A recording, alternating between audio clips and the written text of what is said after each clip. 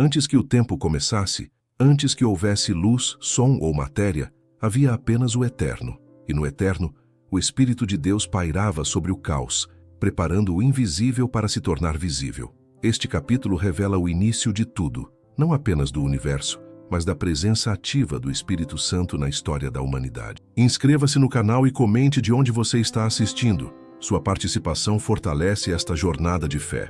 No princípio, quando ainda não havia forma ou vida, o Espírito de Deus pairava sobre as águas. Gênesis 1:2.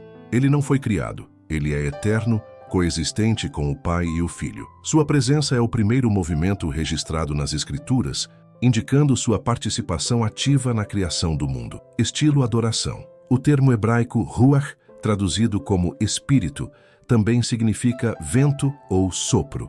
Este sopro divino não apenas trouxe ordem ao caos, mas também infundiu vida na criação. O Espírito Santo é o agente que transforma o vazio em plenitude, o desordenado em harmonia. Wikipédia. Ao longo das Escrituras vemos o Espírito de Deus atuando de maneira poderosa e intencional. Ele é o sopro que dá vida ao homem. Jó 33:4. O vento que separa as águas. Êxodo 14:21. E o fogo que consome o sacrifício no altar. 1 Reis 18:38. Sua presença é constante, embora muitas vezes invisível, guiando, consolando e capacitando aqueles que o buscam. Desde o início, o Espírito Santo é a ponte entre o céu e a terra, entre o divino e o humano. Ele é o selo da promessa de Deus, garantindo sua presença contínua conosco. E assim como ele pairava sobre as águas no princípio, ele continua a pairar sobre nossas vidas, pronto para trazer ordem ao nosso caos e vida ao nosso vazio. Estilo adoração. Fontes. O silêncio pairava sobre o jardim, mas não era um silêncio vazio, era cheio de presença. O mesmo espírito que pairara sobre o abismo, agora se movia entre árvores frondosas, riachos límpidos e a respiração serena do primeiro homem. Adão, formado do pó da terra, só se tornou alma vivente quando recebeu o sopro divino. Gênesis 2:7. Aquele sopro, o ruach, era o Espírito de Deus, vivificador, aquele que dá existência àquilo que não era. O Espírito não apenas dera vida, ele caminhava com o homem. Havia comunhão. Não uma comunhão religiosa, mas pura, simples como entre um pai e um filho. O homem e a mulher viviam nus e não se envergonhavam, porque estavam cobertos pela glória de Deus, pela presença constante do Espírito. Mas então a serpente falou, e o que antes era certeza se tornou dúvida. O que antes era confiança se tornou desconfiança. O que antes era comunhão se tornou afastamento. Quando Adão e Eva pecaram, o Espírito Santo, santo por natureza, não pôde mais habitar plenamente neles. O som dos passos do Senhor no jardim agora causava medo. Eles se esconderam, tentaram costurar folhas para cobrir o que perceberam ser vergonha, mas não havia como esconder a verdade do Espírito. Ele sonda corações. Ele conhece pensamentos. Ele é o Espírito de verdade. Deus os expulsa do Éden, não por ira apenas, mas por misericórdia. O acesso à árvore da vida não poderia ser permitido à humanidade corrompida. E então, com pesar, a presença visível e contínua do Espírito é retirada. Mas ele não desaparece. Ele começa a atuar de forma diferente, não mais habitando permanentemente, mas descendo pontualmente para cumprir propósitos específicos. Ainda assim, mesmo nessa nova forma de agir, ele continua sendo ajudador e redentor. Os filhos de Adão crescem. Caim e Abel oferecem sacrifícios. O Espírito não está em Caim, por isso ele não discerne o que é agradável a Deus, mas em Abel há temor, há reverência. Quando Caim mata seu irmão, o Espírito de Deus não apenas testemunha o sangue derramado, mas clama da terra por justiça. Os descendentes seguem, os homens se multiplicam, e com eles a maldade. O Espírito tenta, convence, adverte, mas a dureza cresce, e então Deus declara: o meu Espírito não agirá para sempre com o homem, pois este é carnal. Gênesis 6:3. Essa sentença não é apenas um juízo, é um lamento. O Espírito Santo luta com os corações. Ele chama, sussurra, direciona, mas a humanidade fecha os ouvidos espirituais. O pecado aumenta, a terra se enche de violência. Mesmo assim, o Espírito continua ajudando aqueles que o buscam. Enos invoca o nome do Senhor. Enoque anda com Deus. Neles, o Espírito encontra abrigo. Eles provam que ainda é possível caminhar com o invisível. Mas à medida que as gerações passam, os que ouvem se tornam raros. O mundo entra num silêncio espiritual cada vez mais denso, e é nesse contexto sombrio que Deus prepara a próxima fase de seu plano, enviar o Espírito para preparar o justo Noé. A história está prestes a mergulhar em um confronto direto entre a santidade do Espírito e a corrupção humana. A arca ainda está por ser construída, mas o coração já começou a ser moldado. O céu se tornava escuro não por nuvens, mas pela ausência de reverência. A terra estava corrompida diante de Deus, cheia de violência, depravada em seus caminhos. A voz do Espírito que outrora soprava sobre os homens como conselheira e guia, agora era ignorada, resistida, ofendida. O Senhor contemplava a humanidade e via que os pensamentos do coração do homem eram continuamente maus. Gênesis 6:5. E então, a sentença ecoou: o meu Espírito não agirá para sempre com o homem. Gênesis 6:3. Esse não foi apenas um decreto, foi um gemido divino. O lamento do Espírito Santo rejeitado. Ele lutava com os homens, em suas consciências, nos sussurros da verdade, nas advertências internas, mas havia se tornado um visitante indesejado na alma da geração de Noé. E no meio daquela perversão generalizada, um homem resplandece como chama viva em uma floresta seca: Noé. Noé era justo em sua geração e andava com Deus. Ele era diferente não porque não errava, mas porque ouvia. Ele ainda discernia a voz do Espírito. Quando os outros zombavam, blasfemavam e se entregavam à perversão, Noé construía, não apenas a arca, mas uma vida de obediência em meio à zombaria. O Espírito Santo o fortaleceu, não apenas com instruções detalhadas para a construção, mas com resiliência espiritual para suportar décadas de escárnio. Ano após ano, martelada após martelada, Noé pregava. Seu martelo era sua mensagem. Cada tábua posta era um apelo ao arrependimento, mas ninguém dava ouvidos. O Espírito Santo, através de Noé, confrontava aquela geração com a verdade, advertindo sobre o juízo. Era um embate entre luz e trevas. Cada vez que Noé falava da justiça, os homens riam. Cada vez que falava do dilúvio, zombavam. O Espírito lutava com eles, não como um guerreiro que fere, mas como um médico que tenta curar e é rejeitado. A construção da arca foi concluída. O tempo da graça, marcado por 100 anos de paciência divina, expirava. O Espírito, rejeitado, se afastava silenciosamente das multidões.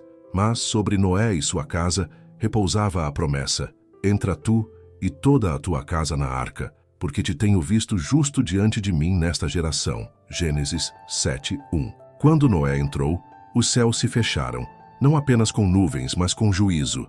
A porta foi selada, não por mãos humanas, mas pela mão do próprio Deus. A chuva começou a cair, e enquanto o mundo mergulhava no caos, a arca flutuava sobre as águas como um testemunho da fidelidade de quem obedece ao Espírito.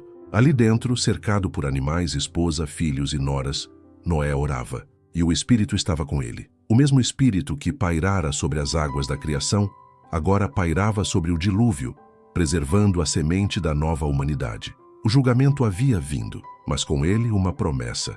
A aliança estava por vir, e o Espírito não desistiria da humanidade. Ainda havia um plano a cumprir, ainda haveria redenção. A terra secaria, e a esperança renasceria. A poeira dos desertos de Canaã ainda não havia baixado quando os irmãos de José o lançaram em uma cisterna seca.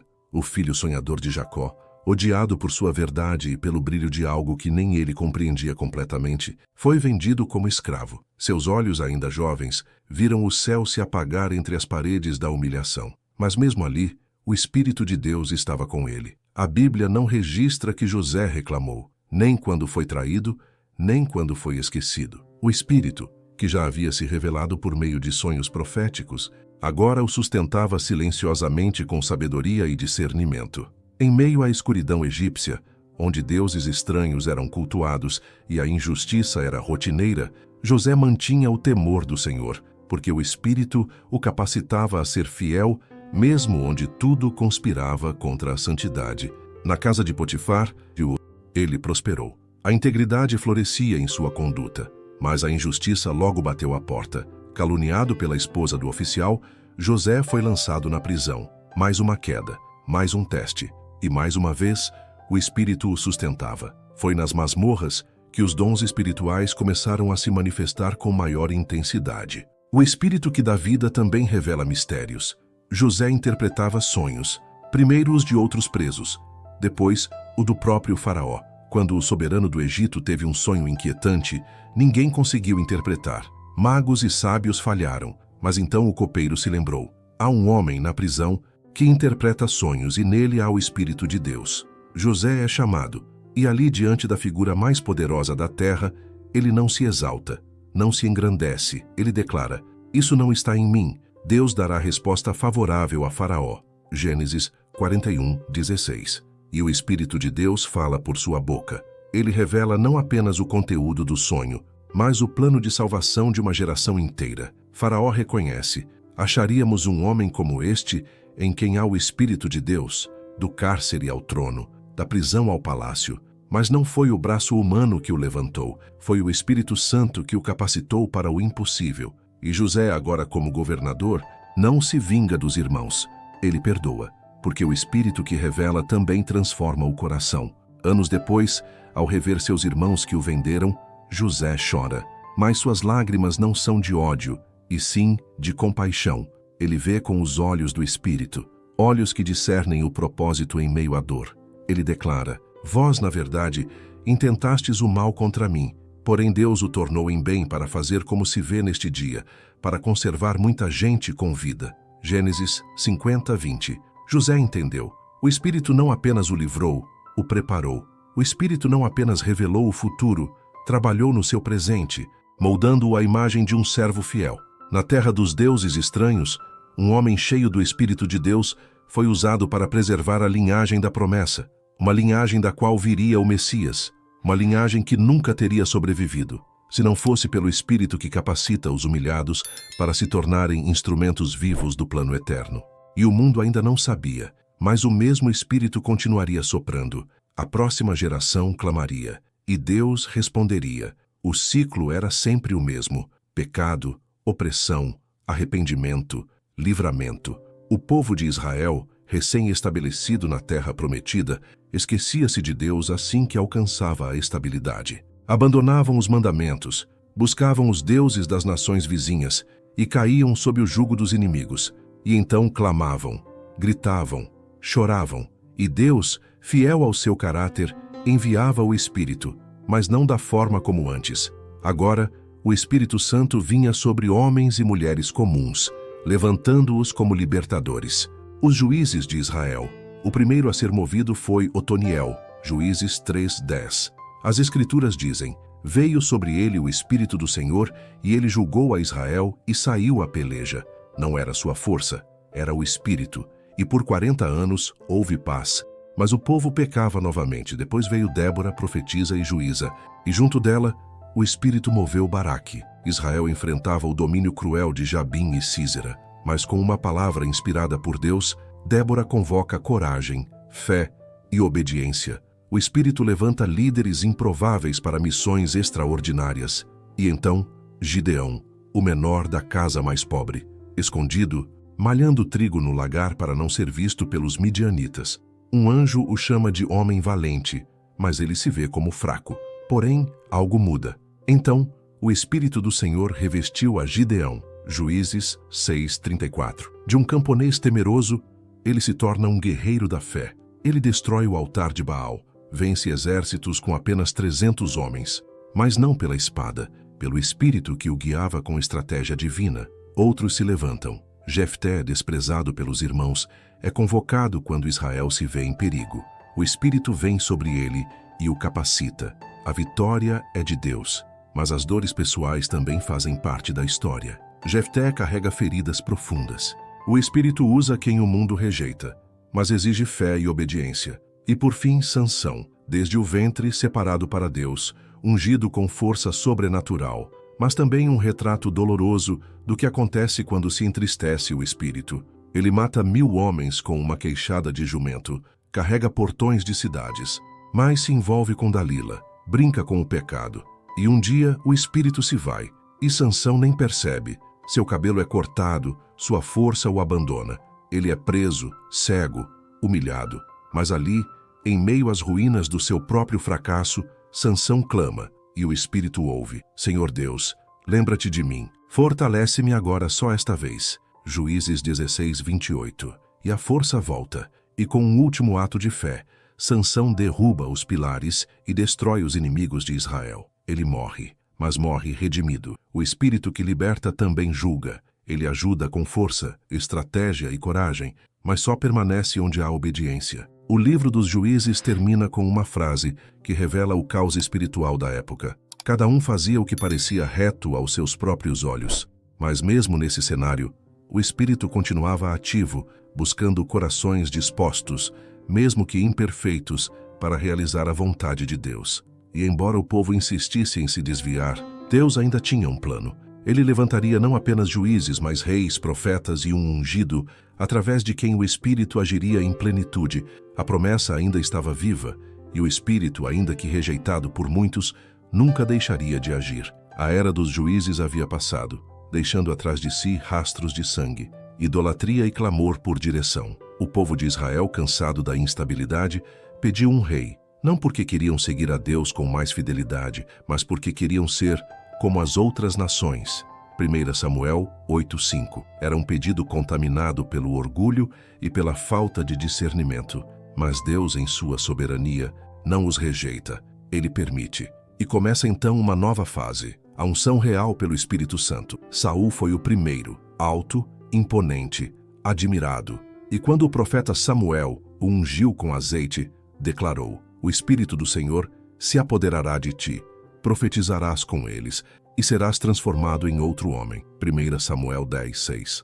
E assim foi. Saul recebeu o Espírito, profetizou, foi revestido de autoridade. Por um tempo governou com coragem e temor, mas o Espírito é santo, e onde há rebelião, ele se entristece. Saul começou a agir com desobediência, ofereceu sacrifício que não lhe era permitido, desprezou ordens divinas, e então, de forma dolorosa e definitiva, a Escritura declara: O Espírito do Senhor se retirou de Saul. 1 Samuel 16:14. É um dos momentos mais sombrios das Escrituras. O rei ainda usava a coroa, ainda vestia o manto, mas não tinha mais o Espírito, e um espírito maligno começou a atormentá-lo. Saul se tornou um trono vazio, sem direção, sem paz, sem propósito. Mas Deus já havia escolhido outro. Davi, o menor entre os irmãos, foi chamado do campo, onde cuidava das ovelhas, para ser ungido por Samuel. E quando o azeite escorreu sobre sua cabeça, algo eterno aconteceu. Desde aquele dia em diante,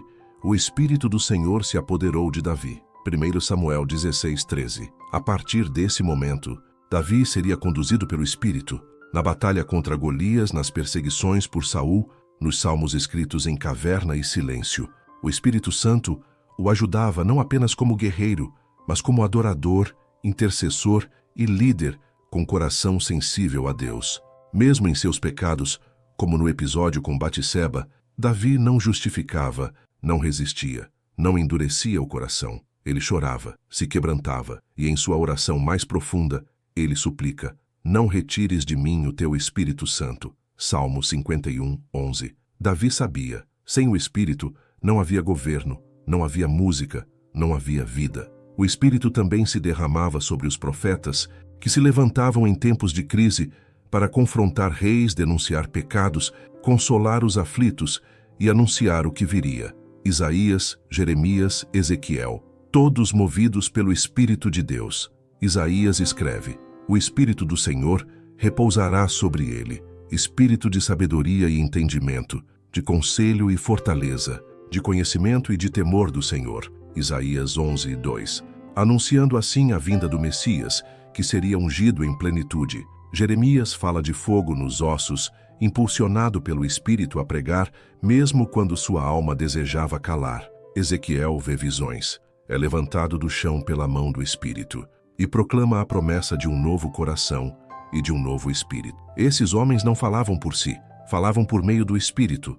E mesmo diante de prisões, rejeição, ameaças de morte, não recuavam, porque estavam tomados por algo maior do que o medo, o Espírito da verdade, do zelo e da justiça de Deus. A história avançava, as promessas ecoavam. O povo aguardava. Um dia o ungido viria, e o Espírito Santo, que já ungira reis e profetas, desceria sobre o próprio Filho de Deus. O cenário estava sendo preparado. O céu estava prestes a se abrir. O silêncio dos profetas durava mais de 400 anos. Um intervalo de trevas e espera, onde os céus pareciam fechados. O povo vivia sob dominação romana, e muitos se perguntavam: Deus ainda fala?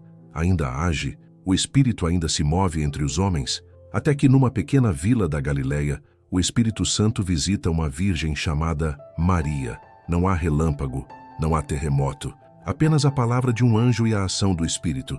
Descerá sobre ti o Espírito Santo, e o poder do Altíssimo te envolverá com a sua sombra. Lucas 1:35. Jesus é concebido pelo Espírito. Desde o ventre, ele é o Filho de Deus. Quando nasce, pastores recebem visões celestiais. Magos do Oriente são guiados por sinais. Mas por 30 anos, Jesus vive oculto, crescendo em sabedoria e graça. Então chega o momento de se revelar. Ele vai até o Rio Jordão. João Batista prega arrependimento. Jesus se aproxima. E ali, no ato do batismo, o Espírito Santo desce sobre ele em forma corpórea, como pomba. Lucas 3:22. O céu se abre, a voz do Pai ecoa, e o Espírito unge o Filho. A Trindade manifesta, Pai, Filho e Espírito, em perfeita unidade. Logo depois, Jesus é conduzido pelo Espírito ao deserto, não para triunfar de imediato, mas para ser provado. 40 dias de jejum, tentação intensa. Satanás oferece poder, pão, prestígio. Mas Jesus, cheio do Espírito, vence cada investida com a palavra. Ele sai do deserto no poder do Espírito. Lucas 4:14. Começa a ensinar. Cura leprosos, liberta oprimidos, dá vista a cegos, multiplica pães, ressuscita mortos. Mas nada é feito por si mesmo, tudo é realizado no poder do Espírito Santo. Na sinagoga de Nazaré, ele lê o rolo do profeta Isaías. O Espírito do Senhor está sobre mim, porque me ungiu para evangelizar os pobres. Lucas 4:18. A sala se cala. Ele afirma: hoje se cumpriu esta escritura. Jesus declara: ele é o ungido, o Cristo, o Messias. Mas nem todos aceitam. Fariseus o acusam, líderes religiosos o desafiam. Multidões oscilam entre adoração e rejeição. E mesmo assim, Jesus não se move por aprovação. Ele se move pelo Espírito. Ele discerne os corações, revela mistérios, ensina com autoridade que vem do alto. Na casa dos discípulos, ele promete algo ainda maior. Eu rogarei ao Pai, e ele vos dará outro Consolador, para que esteja convosco para sempre. O Espírito da Verdade. João 14:16-17. Jesus prepara seus amigos para a perda, mas também para o ganho. O mesmo Espírito que estava sobre ele, agora estaria neles. Na cruz, abandonado, ferido e rejeitado, Jesus entrega o Espírito. Mas mesmo ali, o plano não termina. Ao terceiro dia, o Espírito da vida o ressuscita dentre os mortos. Romanos 8:11. Antes de subir aos céus, ele promete: ficai em Jerusalém, até que do alto sejais revestidos de poder. Lucas 24:49. O céu se prepara. O Espírito aguarda o momento de ser derramado, não sobre um, mas sobre muitos. A promessa se aproxima, e a igreja será batizada com fogo. O cenáculo estava cheio. Homens e mulheres, discípulos, apóstolos, viúvas, jovens, anciãos, aguardavam como Jesus ordenara. Havia oração, temor, expectativa, mas ninguém sabia como seria o cumprimento da promessa. Apenas sabiam que o Espírito viria, e então, no dia de Pentecostes, 50 dias após a Páscoa, o céu se rasga. De repente veio do céu um som, como de um vento impetuoso, e encheu toda a casa onde estavam assentados. Atos 2:2. E foram vistas por eles línguas repartidas, como que de fogo, e pousaram sobre cada um deles. Atos 2:3. O Espírito Santo desceu, não apenas sobre, mas dentro. Eles começaram a falar em outras línguas, proclamando as grandezas de Deus.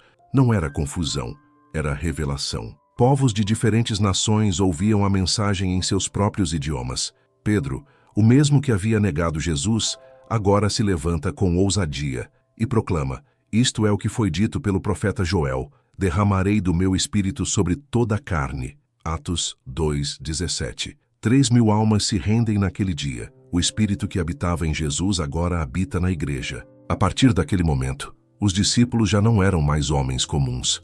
Eram templos vivos do Espírito Santo, e com ele vieram dons, coragem, sabedoria, poder, direção sobrenatural. Pedro cura um paralítico à porta do templo. João é usado com palavras de sabedoria. Estevão, cheio do Espírito, prega com poder e vê os céus abertos ao ser apedrejado. Filipe é transportado pelo Espírito até o eunuco etíope. Ananias é guiado a Saulo. Barnabé é separado com Paulo para missões. Toda a igreja é movida e governada pelo Espírito, mas com o poder veio também a perseguição. O Império Romano começava a observar. Os sacerdotes judeus se revoltavam. A prisão, a tortura e até a morte se tornaram parte do caminho, mas nada impedia o avanço, porque o Espírito habitava dentro deles. Ele os consolava nas celas frias, dava visões e sonhos, revelava planos do inimigo, confirmava com milagres, escolhia líderes, repreendia o pecado e em tudo glorificava a Cristo. A promessa de Joel se cumpria. O Espírito não era mais privilégio de reis, profetas ou guerreiros, agora estava sobre todos que criam. Ele não vinha apenas para visitar, ele vinha para habitar. O povo de Deus deixava de ser apenas um povo guiado por mandamentos externos.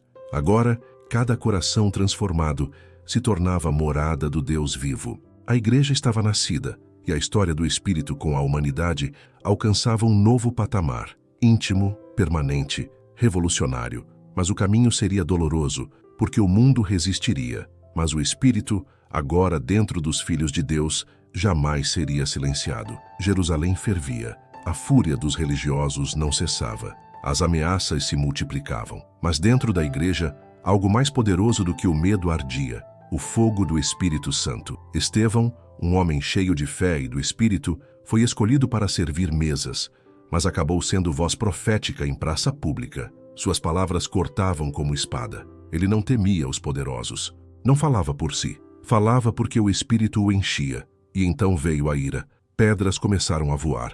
A multidão rugia. Mas Estevão, de joelhos, olhou para o céu e viu: eis que vejo os céus abertos e o Filho do Homem em pé, à direita de Deus.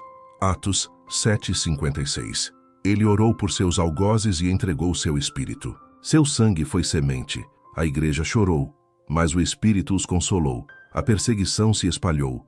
Muitos fugiram, mas por onde passavam, levavam o evangelho com poder. Em meio a isso, o inimigo parecia avançar. Um perseguidor chamado Saulo causava terror, mas o Espírito Santo não temia os perseguidores. Ele os transformava. Saulo caiu no caminho para Damasco. Uma luz o cegou, uma voz o confrontou, e depois veio o toque do Espírito. Ananias impôs as mãos e disse: irmão Saulo, o Senhor Jesus me enviou para que recuperes a vista e fiques cheio do Espírito Santo. Atos 9:17. O perseguidor virou apóstolo.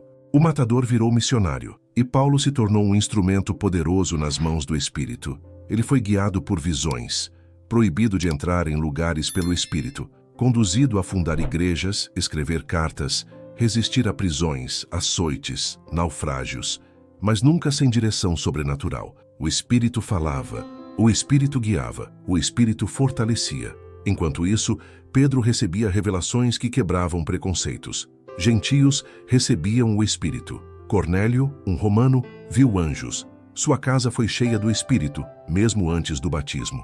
A promessa se cumpria: toda a carne, todas as nações. O Espírito também corrigia. Ananias e Safira caem mortos por mentirem ao Espírito. Herodes é ferido. Simão, o mágico, é repreendido por tentar comprar o dom de Deus. Nada estava fora do alcance do Espírito. Ele era mestre, juiz, consolador e força invisível por trás de cada vitória e cada lágrima da igreja. Nas prisões de Roma, Paulo escrevia: o mesmo Espírito testifica com o nosso espírito que somos filhos de Deus. Romanos 8:16. O Espírito nos ajuda em nossas fraquezas, intercede por nós com gemidos inexprimíveis. Romanos 8:26. Era um relacionamento profundo. Mais que poder, era comunhão. Não apenas dons, mas intimidade. O Espírito era presença constante, promessa viva, selo da redenção. E mesmo enquanto o império tentava calar a voz da fé com espadas e fogueiras, o Espírito seguia movendo corações, invadindo prisões, abrindo os céus. Ele era a força que mantinha os mártires em paz e os apóstolos firmes até o fim. No Apocalipse ele ainda fala: quem tem ouvidos ouça o que o Espírito diz às igrejas. AP 2:7. E na última página da Escritura, a esperança é selada. O Espírito e a noiva dizem: vem. AP 22:17. Ele nunca deixou de falar, nunca deixou de agir, e ainda hoje clama por corações que desejam ouvir. As páginas da história se fecham lentamente sobre os atos dos apóstolos, mas o mover do Espírito Santo jamais cessa. O mesmo Espírito que pairou sobre as águas, que encheu o coração de Davi, que desceu como fogo no Pentecostes, permanece até hoje, selando, santificando e guiando a noiva de Cristo.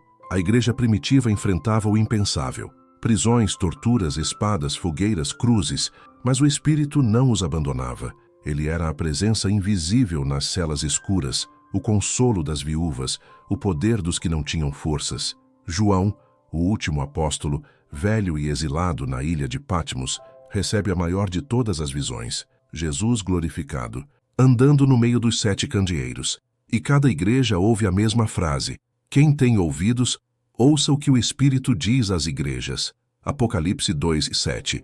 O Espírito continua falando, denunciando mornidão, chamando ao arrependimento, recompensando a fidelidade, alertando contra a hipocrisia. Ele é o fogo que não apaga, a lâmpada que não se esconde. Ele mostra o trono de Deus, revela o Cordeiro, abre os selos da história, derrama as taças e até o fim testifica que a vitória é do Senhor. Mas não apenas no Apocalipse. Em cada geração, o Espírito continua atuando. Ele consola os que perderam tudo.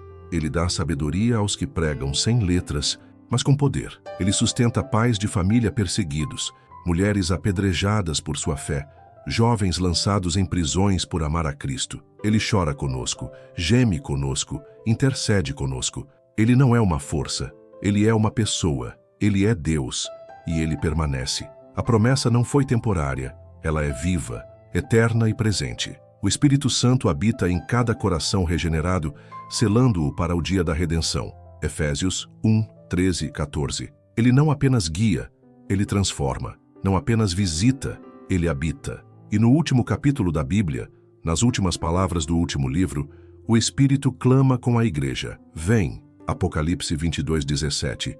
É um convite ao mundo, um chamado aos sedentos, um clamor dos céus para os cansados da terra. O Espírito que viu tudo, desde a criação até a cruz, desde o Pentecostes até o Apocalipse, agora se une à noiva clamando: vem, Senhor Jesus. E quem ouve esse chamado também responde. Ele não é apenas o início, ele é o fim glorioso. Ele é o selo da promessa, a chama que não se apaga, a voz que continua ecoando, até que todo olho veja e todo joelho se dobre diante do Rei dos Reis. O Espírito Santo é a ponte entre o agora e a eternidade. Ele não foi deixado para trás. Ele é o Deus que habita em nós. A história não terminou. Ela apenas começou, porque onde está o Espírito do Senhor, aí há liberdade. Espero que tenham gostado da história. Comentem de onde vocês estão assistindo. Deixem um like e inscrevam-se no canal.